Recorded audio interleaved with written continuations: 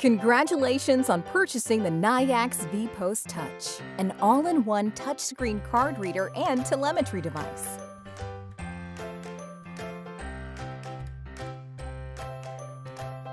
The box contains a Nayax VPost Touch device with a rear plate attached, an external antenna, an MDB cable, and a soft cloth to clean your device. You may also need additional tools like a Phillips screwdriver and a Swiss spanner wrench for dismantling purposes.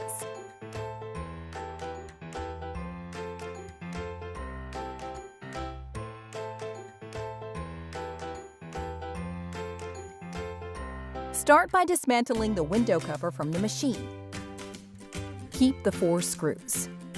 Now, unscrew the backplate from the VPost Touch.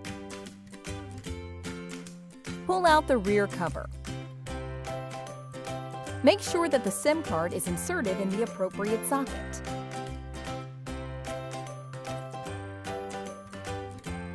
Then connect the 40-pin connector plug to the VPost Touch. Connect the external antenna to the device. Place the antenna on the machine door. Secure the rear cover.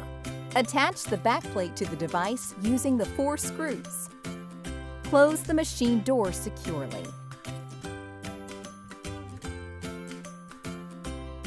Now it's time to test the device and its configuration. Before performing any tests, make sure that the VPost Touch is assigned and fully configured to a machine in the management suite. Once the device is powered up, a self-test is automatically initiated that performs a SIM card and server connectivity check.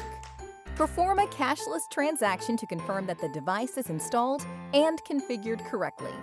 Once all the purchases are successfully completed, the device is fully installed and ready for use.